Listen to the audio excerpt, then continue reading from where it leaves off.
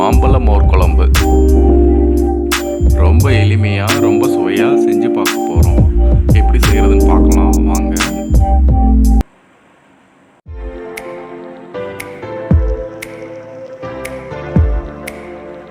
Welcome to Diya kitchen.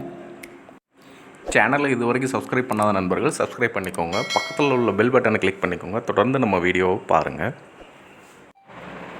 மோர் குழம்பு செய்கிறதுக்கு இப்போ அரைக்க போகிறோம். தேங்காய் 2 டேபிள் ஸ்பூன், பச்சை மிளகா 2, இஞ்சி வந்து ஒரு 1/4 இன்ச்சுக்கு நறுக்கிடணும். சீரகம் வந்து 1 டீஸ்பூன்,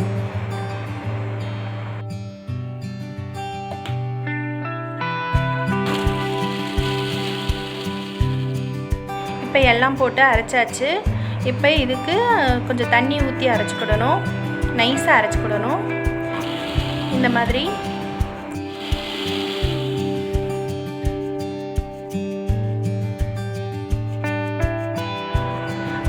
அதோட மஞ்சள் தூள் 1/4 டீஸ்பூன்.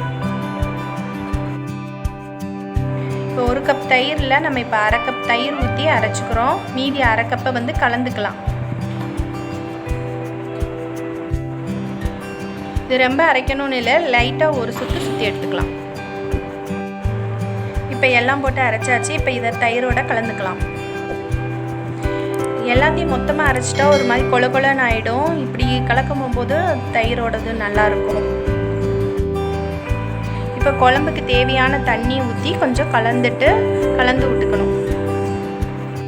உப்பு வந்து 1/2 டீஸ்பூன் போட்டிருக்கேன். உங்கள் டேஸ்ட்டுக்கு தக்கன செக் பண்ணிவிட்டு போட்டுக்கோங்க.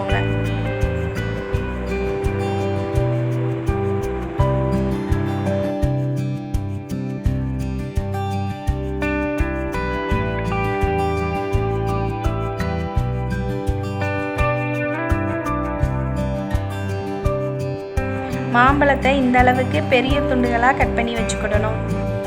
இப்போ வந்து நம்ம குழம்பு பண்ண ஆரம்பிச்சிடலாம். இப்போ பேன் சூடாயிடுச்சு. 1 டேபிள் ஸ்பூன் எண்ணெய் ஊற்றி இப்போ நம்ம தாளிக்க போகிறோம். இப்போ எண்ணெய் காஞ்சிடுச்சு. இப்போ ஃப்ளேமை வந்து மீடியமாக வச்சுக்கலாம். இப்போ எண்ணெய் காஞ்சிருச்சு. சோம்பு 1 டீஸ்பூன் அது போட்டு நல்லா பொரிஞ்ச பிறகு பெருங்காயம் வந்து 1/2 டீஸ்பூன் அதுவும் போட்டு நல்லா வாசனை வரும். அப்புறம் சின்ன வெங்காயம் 2 டேபிள் ஸ்பூன் போட்டு கருவேப்பிலை போட்டு அந்த வெங்காயம் பச்சை ஸ்மெல் போகிற வரைக்கும் லேசாக வதக்கிக்கிடணும்.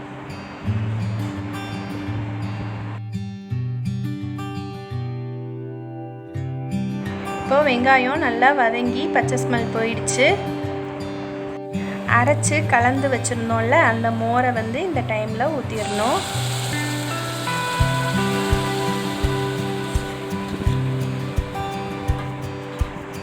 மோரை ஊற்றின உடனே மாம்பழ துண்டுகளையும் போட்டுறணும். அது வந்து கொஞ்சம் பெரிய துண்டுகளாக தான் போட போகிறோம். போட்டுட்டு ஃப்ளேமை வந்து நல்லா குறைச்சிடணும். நல்லா குறைச்சிட்டு ஏன் வந்து பெருசாக போடுறோம் அப்படின்னா, சின்ன துண்டுகளாக போட்டோன்னா கரைஞ்சி டேஸ்ட்டு மாறிடும், இனிப்பாக போயிடும், சாப்பிட்றதுக்கு நல்லா இருக்காது. அதனால் கொஞ்சம் பெரிய துண்டுகளாக போடுறோம். குழம்பு சூடாகிக்கிட்டு இருக்கு.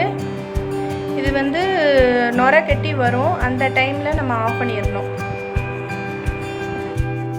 இப்போ வந்து நுரை கட்டிடுச்சு. இப்போ வந்து நம்ம குழம்பு ரெடி ஆகிடுச்சு. ஸ்டவ்வை ஆஃப் பண்ணிக்கணும். ஆனால் கொதிக்க விட்டுறக்கூடாது. கொதிச்சிச்சுன்னா குழம்பு டேஸ்ட்டு மாறிடும். குழம்பு நுரை கட்டிடுச்சு. இப்போ ஸ்டவ்வை ஆஃப் பண்ணிக்கிறோம். குழம்பு ரெடி ஆகிடுச்சு.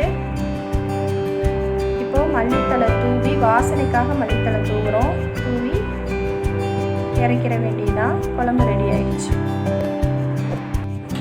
மோர் குழம்புல முக்கியமாக கவனிக்க வேண்டியது, கொதிக்க மட்டும் விட்டுறக்கூடாது. கொதிச்சிருச்சு அப்படின்னா டேஸ்ட்டு மாறிடும். இந்த மாதிரி ஒரு குழம்பு மாதிரி கிடைக்காது நமக்கு. அதை மட்டும் கவனிச்சுக்கோங்க. ரொம்ப டேஸ்டியாக இருக்கும். ஈஸியாகவும் செஞ்சிடலாம். எல்லோரும் செஞ்சு சாப்பிட்டு பாருங்கள்.